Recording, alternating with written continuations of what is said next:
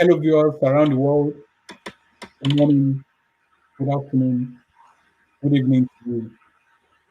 And I welcome you to my climate story with Tosin, where we, invite climate activists, environmental responses around the world, and people who are the front lines of response to climate change, and other environmental crises in their communities, and even leaders who are advocating for change to share with us their perspective, their experiences, and also tidbits on what we can do to be more aware about our environment, what's happening, and how, more importantly, what actions we can lead individually, institutionally, and even systemically to create a change. And so today we have with us Mujidah Ajibola. Mujidah Ajibola is into sustainability and circular economy. She's been a researcher working on that over the years. She's an educator and a trainer. And she's the presenter of Demystifying Sustainability series. So thank you for joining us today, Mujidah. Thank you for having me. Great. Hello, everyone. Hello. So please, before we go on, please remember to subscribe to this channel, like a channel, and share with friends and family, and so that you can be aware when the new video drops. And so today, just starting off, I'm curious to know who is Mujidah Ajibola? Okay. I am a sustainability educator and I am based in Abuja, Nigeria. I work with schools and I help teachers integrate sustainability into their teaching methods. I also work with students, and what I do with them is to help them with practical ways of environmental responsiveness. Sometimes it's not enough most of the time to only know. We should also teach them how to take actions as they grow. So we do things like teaching them about the 3 R's of waste management. We also teach them about renewable energy and water management, and how they can also influence actions in their communities. Okay, great. And who are your targets? Usually, in most cases, who are your target audience? Okay, my target audience is actually people in the educational system, both formal and informal. So formal educational system, we are working with people or students that are still in the school system for primary and secondary school. In future, we hope to be able to penetrate into the tertiary education system.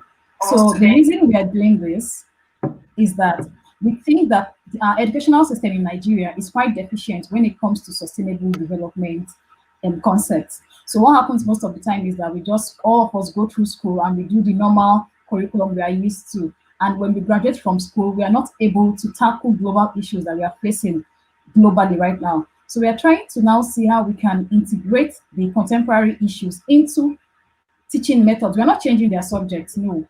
We're just trying to see how we can have what we call curriculum integration. So when you're explaining mathematics, you don't just tell somebody how to count 1, 2, 3, 4, 5. When you get to 17, you can just say, oh, we have 17 sustainable development goals. So that way, the learners are learning numbering like 1 to 17, but they're learning some other thing that is happening outside the classroom. That's when they get to know what sustainable development is, it will be easier for them to relate it to what they have learned in class. So those are the little ways we try to look into the curriculum and find ways of integrating sustainability. So at the end of the day, we have well-rounded students who can adequately respond to global issues once they leave the classroom.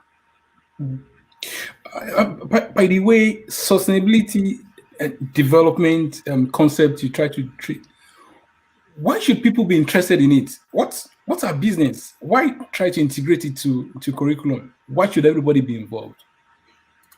That's a very good question, because a lot of people tend to ask that question. So this is it. Sustainability should be a way of life for everyone. Sustainability is not just a new concept. It's not something that is coming from the West. It's something that we have always had, especially in Africa.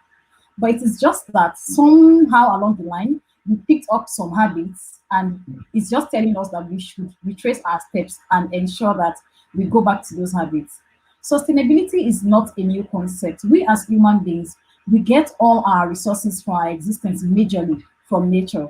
So what sustainability is saying is that as we go about our human and business activities, we should ensure that we do not alter the environment, because there are no two ways about it.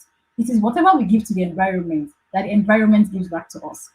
So if we do not treat our environment back, if we do not treat our environment right, we are at risk of a lot of things that the environment does back to us. Not because nature is wicked, but because we are altering nature.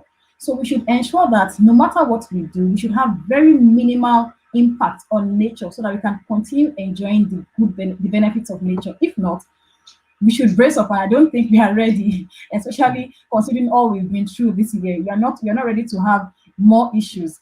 We should just try to handle the one we have while retracing our steps to make everything better. So human beings live within nature. As much as we are allowed to exploit nature, we should not over exploit nature to the extent that the environment becomes detrimental to us, and especially for future generations. So that is why we need to keep talking to people that yes, we are developing, there's technology, there's medicine, there's a lot of things that are happening now, there's internet and all of that. But at the same time, we have to be conscious of our survival of this planet. Mm. Thank you. So that makes it so important that because we're all living on the same planet, and whatever befalls the planet befalls all of us, whether you believe in the need to work on sustainability issues or climate change or not. And but Absolutely. what has been some of the responses from people?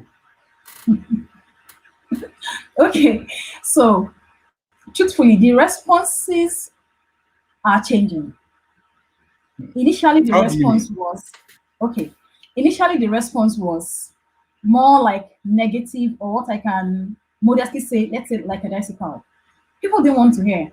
I can remember at some point I was frustrated and I had to speak to somebody, one of my mentors. I said, "Sir, when I speak to people about sustainability, especially business owners, the words I used that day was like, I told him, I said, they asked as if I'm speaking Greek, and they laughed.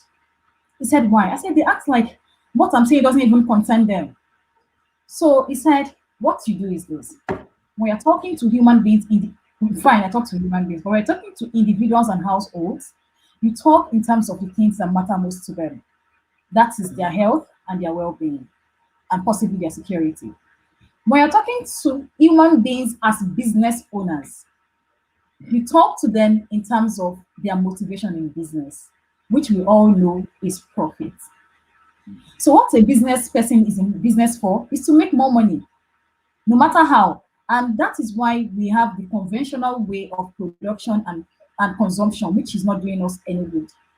So if you want to even change their attitudes and behaviors, you should also tie it somehow to their profit. And I realized that once I began doing that, I got a lot more positive responses. There's this one I always make a joke of. I posted something on Facebook about plastic pollution and how people are at risk of eating plastics anytime they eat fish. And somebody gave me a comment on that and said, "When is the training?" And I was like, "There's no training." So that tells us that people are really conscious of their health. And when you talk to a business person that see this method of waste management, this method of reusing things, recycling things would minimize your operating costs and increase your profit margin, they are more likely to listen. So because of that, we're not telling lies, but we're only finding ways of meeting people at their pain point where they would listen. So I think it's about change communication here. Mm. So, like I said earlier, things are beginning to change. Although there are still a lot of people that deny all these changes we're having in the climate. Somebody told me it's not happening. It's a lie.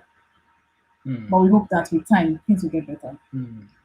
Yeah, I just like you. I also hear that all the time. Even though I think what thing I'm trying to do is to connect whatever local environmental issues they may be facing to climate change. I remember in the initial days when I give presentations on climate change some about 10 years ago, and even for me too, the only image I had that I could show to people about the impact of climate change was the polar ice and the bear Okay. and all that. Yeah. So, for a lot of people in my context, it looks like it's far-fetched. It's happened in some continent far away from me. I am, absorbed. I'm shielded. We doesn't. It's not happening here. So until we're able to do more research and be able to, we're successfully able to tie a local happenings, what's going on, and how that it's also influenced and triggered by the global climate crisis that we're all experiencing. And thank you so much. Are you willing to share with us some of the sustainability series that you've been working on? Okay, it's a 30-day challenge I gave myself this December. I told myself I was going to help people, more people outside this sector, understand what concepts we deal with and how to use those concepts correctly. Because in the course of my work this year, I realized that a lot of people throw different words around, different terms around without actually knowing them. I know there's this issue of greenwashing. People just tell you they are doing something sustainable this, sustainable that, just to get more support for their work. So we are still going to get to that in the series. It's still early in December, so we are not done yet. But so far, we've been able to touch topics on the environment and climate change. So for the environment, we had topics such as what the environment is. We talked about the different kinds of environment, and then the following day we talked about the natural environment because that is what we're actually dwelling on when it comes to environment and sustainability, our natural environment. We talked about pollution and how to avoid pollution, the type of pollution we have. We also mentioned conservation. What are those natural resources we should conserve? Conservation is not just about the food we eat, it's not just about water. There are other things we should conserve that we don't even usually think about, like our forests, like the land itself, the soil. We talked about ways of conserving them. Then we moved on to environmental stewardship. We told people, yes, the environment is for us to exploit, but we have to exploit it in a responsible way. We have to also be accountable to the environment. Then we moved on to the theme of climate change, where we told people in simple terms what climate change is, the causes, the effects, those activities that drive climate change, and we also talked about global warming. Then lastly, we explored looking at climate change, adaptation, mitigation, and resilience. So we are moving on to sustainability gradually. Hmm. Thank you so much. Thank you for what you do. And what actually drives you to do this? Why are you doing this? Do you have any personal experience you want to share with us why you're doing this? Yes, I have a personal experience, and that is what brought me here. I used to be in the finance sector. In fact, I was working in a bank at some point. I studied economics, but I had a personal experience with my child that day, and that was when I started to question what the environment really is. Growing up as a young girl, we were taught environment in elementary science and primary school, and then we did a bit of integrated science. I was a science student, so I knew a bit about it, but I didn't give much thought. It's different when you get to know something in theoretical terms. You know theory, you need to pass exams. It's different from when you feel it firsthand. So this is what happened. I grew up thinking our environment is basically sweeping. The way girls are conditioned here, you sweep, the environment has to be neat. Every Saturday we do environmental sanitation, last Saturday of the month, and everywhere should just be clean. Then I had to travel to Lagos to pick my sister at the airport. On our way back, we ran into the famous Lagos Ibadan traffic jam on the expressway, and it lasted for about 5 hours. So I was with my son, and in the space of 5 hours, he vomited about four different times. So it was that I tried to understand the trend of events, what made him vomit at those intervals. And then I realized that, okay, the vehicle didn't have a working AC, so we had to wind down in the traffic. And there was this large tanker, yes, a large petroleum tanker just beside our car on the other lane. And I realized that it was at the point where that tanker brought out fumes. There's this very large and thick black fume that came out from the exhaust of the tanker. So it was every time that tanker brought it out with this kind of sound. Usually a lot of it would enter into our car and then we cover our noses and all of that. So I realized it was in a matter of seconds, just after that moment, my son would throw up. Then I began to understand that, okay, this thing was irritating my child's respiratory system somehow. And this is a child that does not have any respiratory issues, even up till now, is very fine. So I started to Google why would a child throw mm, up when he inhales the fume of a petrol tanker? So it was during that then I understood perfectly what air pollution was. Not that I couldn't define it then, I could define it, mm, but it made sense in a new way because I could relate what happened to my child to the causes, the effects, and all of that. That was how I got involved in the climate movement and environmental movement. So because of mm, that, I told myself, no, this doesn't have to happen to all of us. This mm, is my story. I have no idea how many people are suffering from this. And that was a very temporary thing for me, right? But I don't know how many people have had permanent mm, issues, issues that they shouldn't have had relating to their health because of this. And because I was researching on it, I got to know a lot more things. I got to know about sustainable development, then MDGs and all of that. So I tried to change the course of my career. I decided to pursue a master's degree in education for sustainability, and I joined a lot of NGOs. I started volunteering for environmental causes. I spoke to people around me about environmental causes, and eventually, after during my master's, I made up my mind eventually that I was going to have a career switch into sustainability, and here we are. wow, thank you. So essentially, you're doing this partly from a selfish perspective because The pain of a mother. because the I pain of was the really mother. concerned, like my child, my child, my child. So Thank I you. feel more people should know. Mm, mm. I wish maybe like with more awareness that people like you are creating, and if people can actually tie personal reasons to take action, perhaps we'll start having some traction in this and have leading to behavioral change and more forcing our government to be more responsive when it comes to protecting our environment. In the course of doing this, what are some of the challenges you've come? What are some of the pushbacks? And what has been that reason when you maybe for some time you feel like maybe I should give up? honestly, honestly, okay, when I first started the advocacy thing, Mm, I a lot of like I said earlier, a lot of people denied it. They felt mm, no, it doesn't even exist. Climate change is not real. It's just a thing from the West.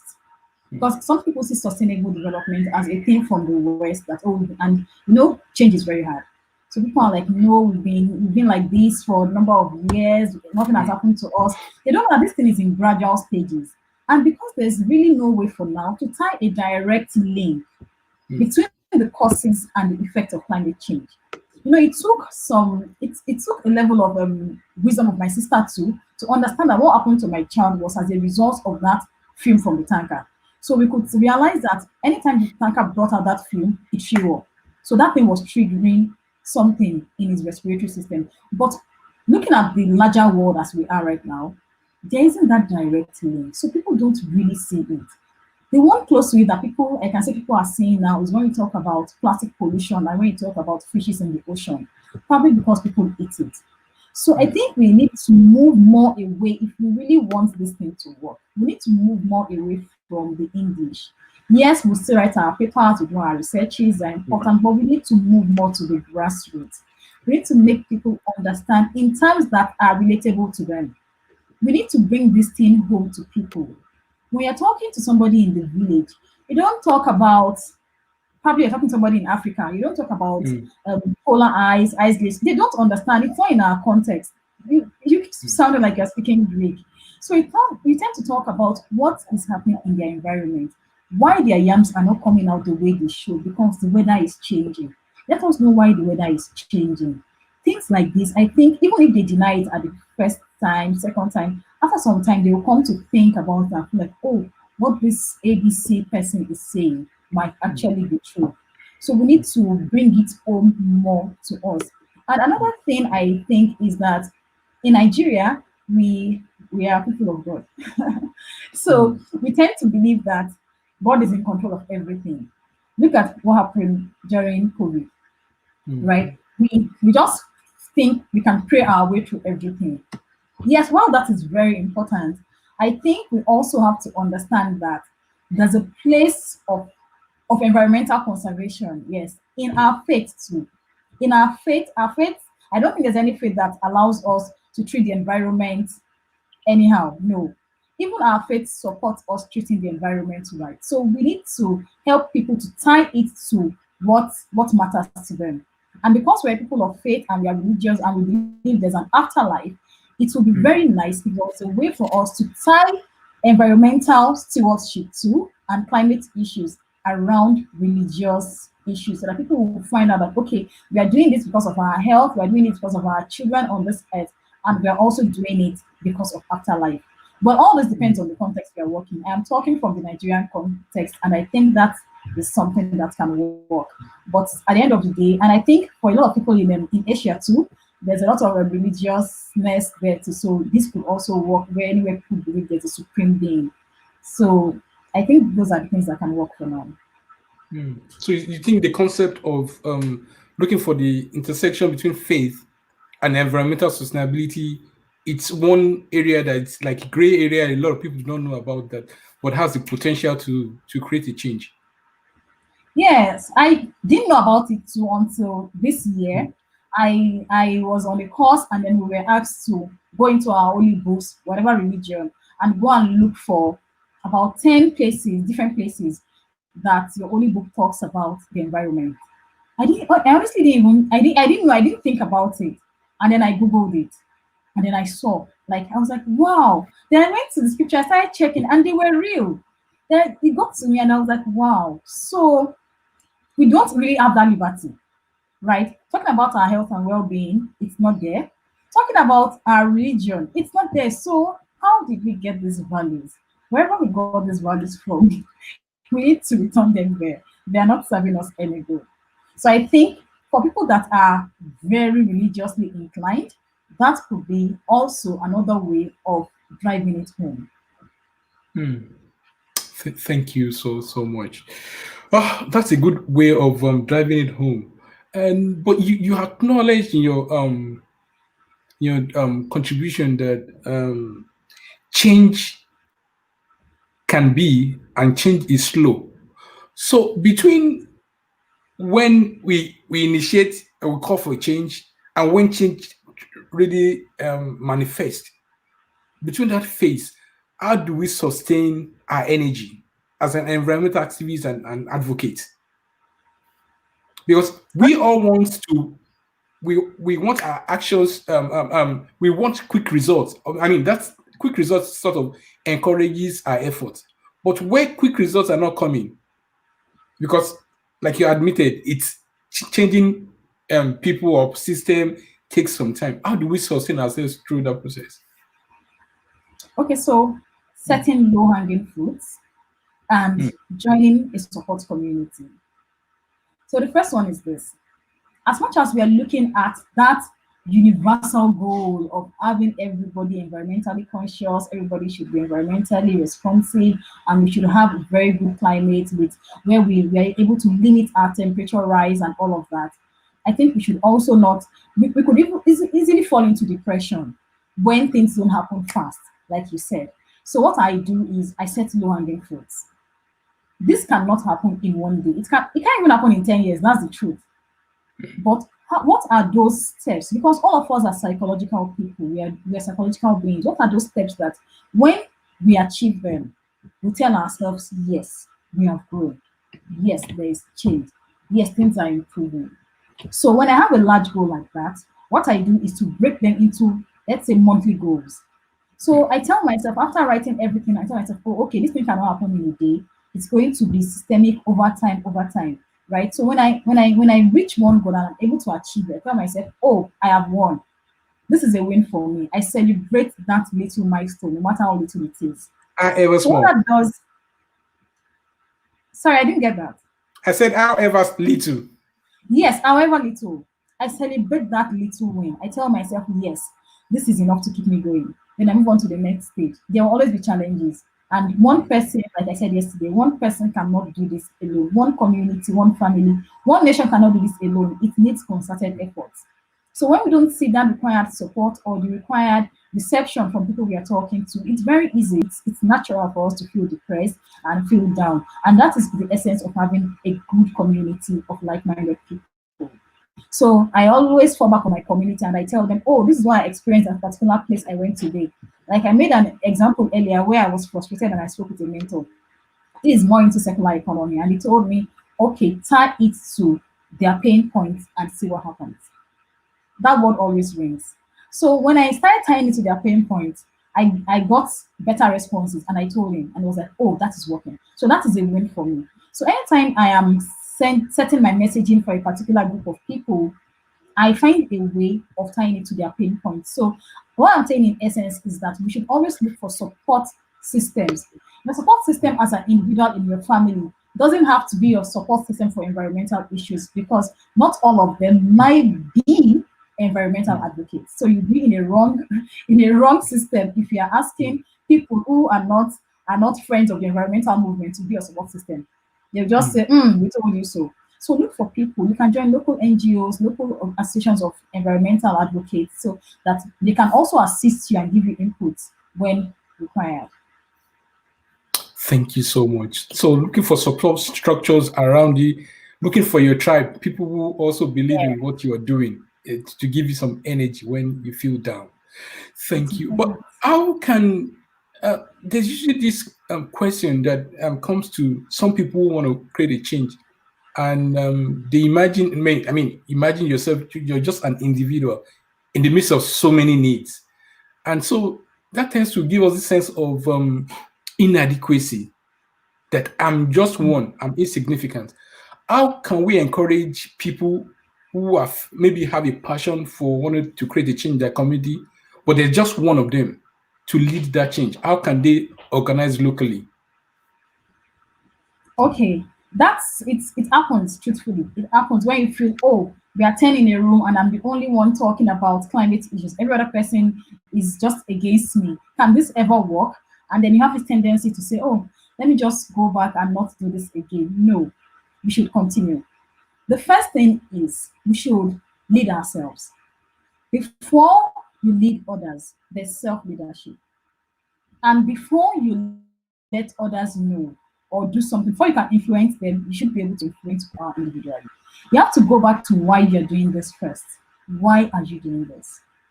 Are you doing it for the money? Are you doing it for fame? Are you doing it for impact or influence? Yes, money is important. Yes, fame is good. But I think for you to last long in a particular field, you should make up your mind that you're doing it for impact. Right. That is one. So when you're doing things for impact, you also have to be able to let show people what it means. So this is it. When I'm using an A4 paper in my office, and we use a side of A4 paper, instead of trashing it, I tell people no, let's not trash it. The other side can be recycled. When my children bring home scripts of exam and the first page is printed on, is not printed on, I tend to use the other side for my work, right? So I'm teaching them that you can conserve environment by conserving paper. When people see that you are living it, we all have common sense. This thing is not it's not so hard, right? People will tend to say that, oh, this thing you're doing actually makes sense. If you don't notice that you are conserving paper for the climate, they will help you conserve paper because it is reducing operational costs at the office. So somehow you're getting people, you're getting their buy-in little by little. It might not be because of the same reason, but somehow we are achieving the same thing, and that is what matters. So when people see you doing that consistently, they'll tell themselves, "Oh, she's not doing it for money. Oh, he's not doing it for people to just sing his praises. He's doing it because he believes in it." And that is how we influence people. And at the end of the day, we'll be able to influence our societies. I'm talking about how we can galvanize or organize for local action. It doesn't have to be something big. It doesn't have to be something that will cover the whole of your city or even your community. It might just be your street.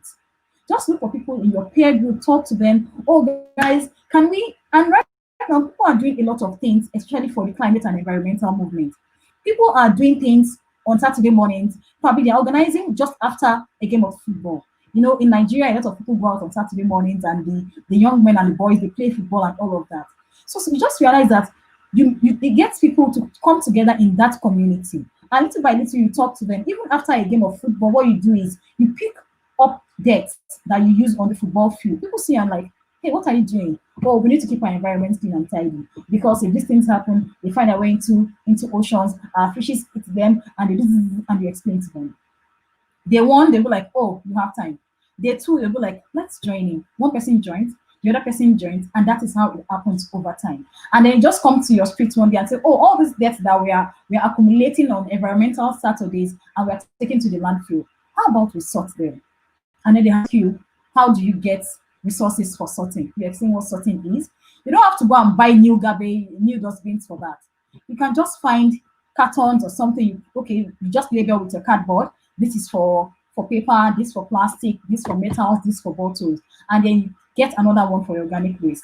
And then you tell them, oh, this organic waste is for composting. You can use it for vegetable garden just behind, little and like that. That's how it goes. That's why I say we shouldn't look at that large goal yet. No, it might be too much for us to handle. So we should look at those small wins. And before you know it, you can just start a small competition in your own community. You know, you have started from your street. Okay, street A versus street B. Let's see the more environmentally conscious streets. You know, you can even have awards during the end of the year. Things like that are the things that build local action. Look for things in your locality that bring people together. In my locality, football brings people together. In my locality, parties bring people together. You might have a party and you tell them this is for drinks, this is for this is for that, this is for plastic, this is for glass, and all of that. Little by little, when you see it in a location today, they go out tomorrow, they see it in another location. The truth is, we are rational people. It's not as if we don't have we have common sense. We just have to find subtle ways of driving in our message. Wow. Thank you so much for educating us today. And I mean, you're speaking. You spoke so much from from the angle and perspective of what you have lived. I mean, you're not reading theories to us here, and so this makes you realize that there are little bits we can do every day to reduce our negative footprints on the environment, on the planet. And it starts with as little as some of the things you just highlighted. Thank you so much. I appreciate you. And we hope will join us again sometime in the future to share with us some of your deep wisdom and insights. And but before you leave, I would just like to share with I know the only thing I can leave with you or can give you is my positive energy, is the good wish. And I there's a poem I usually like to read to my guests on this show. Please listen. We give thanks for all those who are moved in their lives to heal and to protect the earth in small ways and in large ways. Blessing on the composters, the gardeners, the breeders of worm and mushroom, the soil builders, those who have cleansed the waters and purified the air, and all those who have cleansed up the messes that others have made.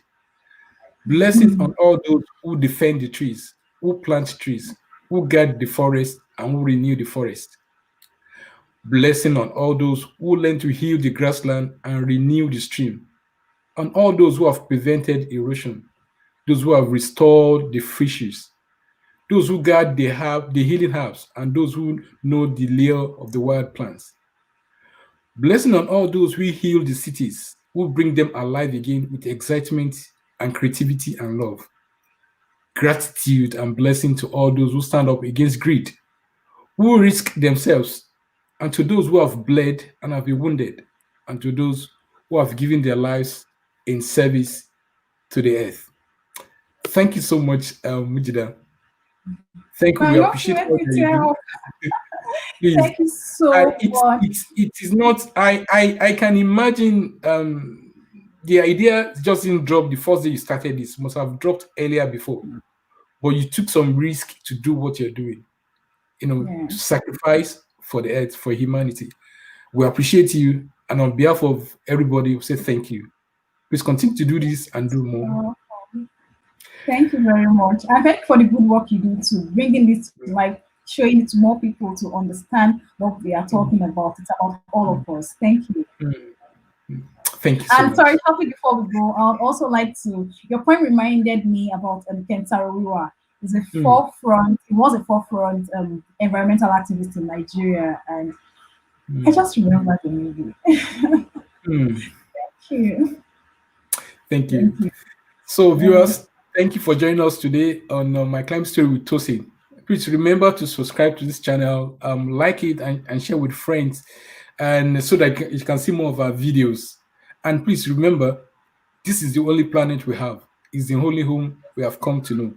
The only place that sustains our dreams, our aspirations, our goals. Without the earth, there is no you and I. So go take care of the earth. Bye bye. Until we come your way again next time, next week. Bye. Bye. Wait.